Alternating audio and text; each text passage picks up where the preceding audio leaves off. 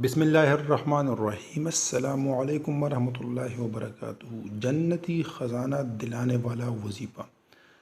रसूलुल्लाह सल्लल्लाहु अलैहि वसल्लम के साथ हम एक ग़ज़वे से लौट रहे थे।